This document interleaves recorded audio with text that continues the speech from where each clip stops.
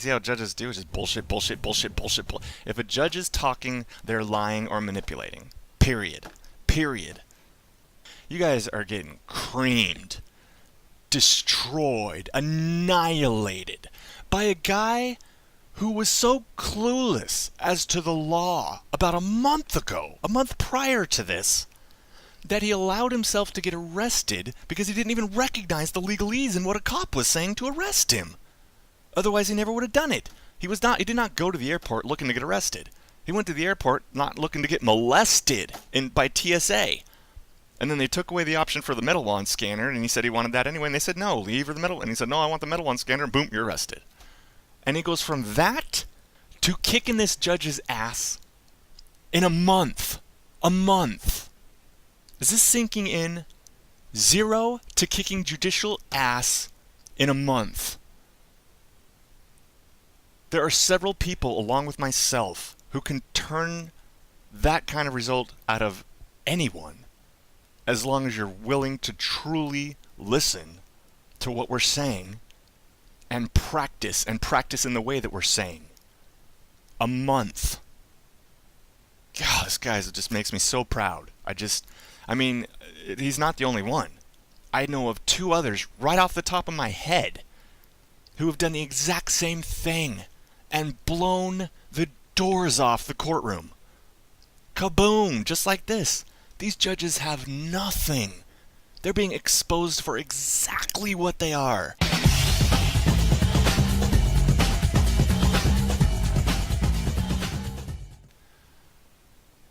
Yeah, this little section of video here, this whole hearing, by the way, parts 1 through 8, or maybe 9 by the time I get done editing, they are for Judge Ghastin in the Portland, Oregon area. And at this point, that's all the information I'll release. Not even a picture, Judge Ghastin, who tolerates prosecutors, who tattletale to you about recordings on YouTube. And then they're just so ancient, living in the 20th century, so devoid of imagination and creativity, that they can't even fathom that just maybe, because of technology, that there are, let's call them, other benefactors completely outside of even your claimed jurisdiction of no evidence having bullshit. This one's for you, Judge Ghastin. I know that motherfucking prosecutor is gonna tattle this tale too, and I want him to tell you this so that you maybe listen to it, Judge Ghastin, because I'm not even going close to full blast on you, Judge Ghastin, as of right this moment. Not even close, right? Because you were at least civil, and at least it lasted a while for you to get manipulated and embarrassed and humiliated and exposed. But you weren't violent. You never threatened violence. And so this is all it'll be for you. And that's it. And this will never talk about you again, as far as I'm concerned. I hope you grow a conscience and quit, but, that's probably not going to happen. The reason why this is happening to you, Judge Ghastin, though, isn't even only because of you. You're one of the nicest judges I've ever heard recorded. And, I never ever would have made this about you if it wasn't for Judge Johnston. So Benjamin Johnston. I'm not even going to use the word judge with you. Benjamin Johnston. Johnston. This is all getting made for him. I'll let you know in the comments this was coming. And this is part of it.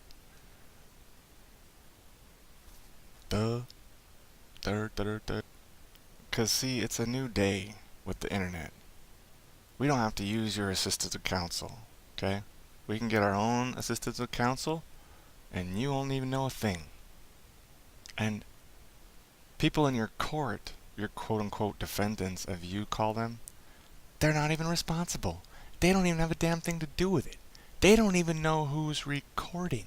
They don't even know if a person is in there actually recording or if they just planted a bug earlier and are going to pick it up later. or if that person who even did it was just bribed by a benefactor from God knows where on the planet. Do you get what I'm saying? You can't automatically jump to the conclusion that your quote-unquote defendant here is guilty of recording something against your, order, big deal, scary, your opinion,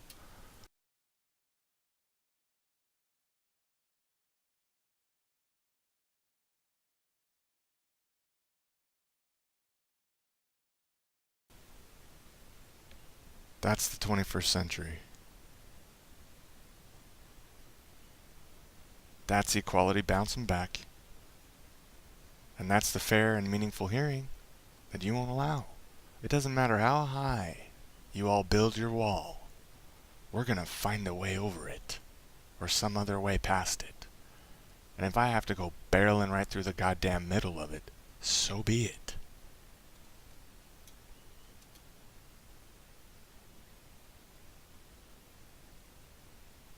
But that's hilarious. Twice now the prosecutor's tattletale about YouTube. Okay? Don't let him make any more wild accusations unless he's got evidence. I know that's a foreign concept to y'all, but just like jurisdiction, you're supposed to have evidence before you can even waste the court's time on accusing him again of something that he did not do, that he may or may not have done. How would you know? You don't have anything but your anger and your bitterness, because now, for the first time ever, technology's catching up with your bullshit career, and you're being exposed for what you are. Gangsters in black robes, stealing people's money, taking their kids, jailing them, without a fair and meaningful hearing in the world. Not a presumption of innocence in the world. Not an understanding the nature and cause of the charges and proceedings against them.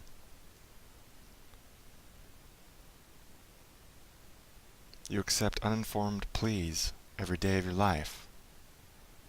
And you just better hope that something crazy doesn't happen to the whole country in 10 or 20 years.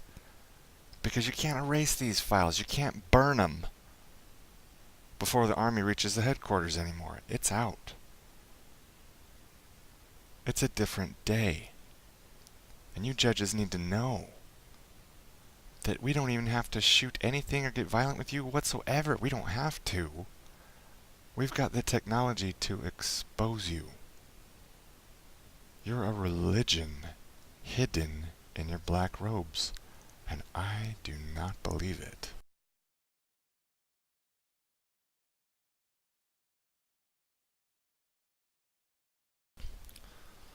What up, YouTube? Sunday morning, April 10th. And doing part 5 here of Heroes Hearing. And I've got good news. We're going to do a little, well, not interview, but just I'm going to record a conversation with this guy. And he's going to tell the story from his own lips about his last hearing. And it's it's beyond shocking. It's incredible. And we're going to learn a lot here going through it all. So here is part 5, picking up right where part 4 left off. Here we go. Challenge might be, but I find that this court has jurisdiction over these charges. And would you mind explaining where you find that, or how you found it, what evidence you're using to substantiate that? Perfect response. The judge says no. I don't want to explain any further than I have a number of times now, and that is... I don't want to explain any further than I have a number of times now. You haven't explained once exactly what he asked. On what basis are you drawing your opinion and attempting to fine and punish me for it? You're doing it without evidence. And the judge's response is, no, I don't want to have to anymore. He knows he's gonna, oh shit. Yeah, because you are charged with criminal offenses that are alleged to have occurred in this county. So he's saying he's not going to explain, and he doesn't want to do it any more than he already has, even though he hasn't, because the guy's got accused of something on some territory that he claims for his own jurisdiction. Is that a reason? That's not even close to a reason.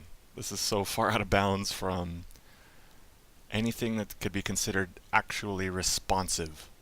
This is just a polite dictation, a punished and a punisher. And There's no other way to, there's no way to sugarcoat that. That's exactly what this judge is doing. You're subject to the jurisdiction of this court by Because I say so. state law. Point Because state law says so. States don't exist. They're imaginary. They're on paper only. of clarification, who do you represent in this matter? Ah, yeah, that's right. This is where he went. Who do you represent in this matter? So this is where part 4 left off. So here we go with new stuff. I don't represent anyone. I'm with the circuit court. I'm with the circuit court. I don't represent anyone. Okay, well, he didn't ask who you were with, because that doesn't mean a thing, who you say you're with. That doesn't have any standing or bearing whatsoever, that word. So, you're just saying you don't represent anyone? Okay, well, that's great. If you don't represent anyone, including yourself, what are you doing here? Can you please go away so I can go home and you cannot threaten me anymore? I don't represent either of the parties, either the state or you. Well, that's stating the obvious. Are you I mean, other than he does represent the prosecution, because state of blank pays both of them and licenses both of them. paid by the state? Yes, by the judicial department. So you receive your paycheck from the state of Oregon? And this is not a question and answer session for me and my employment. Oh, I see, I see. So you receive your pay from the state of Oregon, which is the same, label that issues the licenses to the prosecution, and it's the same label as the party that is prosecuting him. And so now the judge knows this is damaging to the transcript and that shows the conflict of interest and bias. And so what does he do? He just refuses to talk about it anymore. You've got a decision to make about. I'm not going to answer this. This isn't about my employment anymore. You've got a decision to make about blah, blah, blah. It's basically saying, how do you plead? These are your choices, and I'm forcing you to make one. I'm going to force you to make a claim and then punish you for it. Whether you want to participate in community court or not. Have you made that decision? Objection, I'm not asking questions, I'm attempting to clarify. Okay, I'm not answering any more questions. I'm not asking questions. I'm just looking to clarify what you said so that I can understand it, so I can answer it accurately. Anything less would be lazy. It would be shirking a duty. Okay? If you are making a claim and part of it is vague, I am going to clarify that vagueness so that I can answer truthfully, yes or no. After all, y'all are forcing me to answer here, right? Because if I don't say anything, you're just going to punish me in silence, right? Other than I'm asking the questions, and I'm at this point. I'm asking the questions, and this is going to go down my path, and This judge is supposed to be an independent, impartial, third-party referee. The hero here is just simply accused of something with no evidence of jurisdiction and so far no evidence that he's actually guilty of anything. They drag him in here under threat of violence anyway. And he's just saying, no, we're going down my path. I've given enough information, I think, to inform you about the nature of the proceedings. Oh, you think. Your opinion. You've given me enough information, you think, to inform of the nature and cause. Oh, So you're doing your own interpretation of nature and cause. You know damn well the prosecution doesn't have evidence of jurisdiction, and that's a critical element of the charge, and that you've already declared him innocent, presumed innocent of the charges, and that jurisdiction is one of the elements of the charges. Therefore, he's innocent, presumed innocent of jurisdiction. Therefore, you have to have evidence showing that he's not innocent of jurisdiction. This hustle is so obvious. This line of this judge, he's making it just blatantly easy. They don't even have to interpret it. He's just clearly saying it. My question for you is, are you prepared to make a decision about whether you want to participate in community court today? Are you prepared to make a decision? You're trying to force him to make a claim. You should put a dress on a pig. It's still a pig. Or at a future time? I'm not prepared to make that decision at this time because I have not been adequately informed.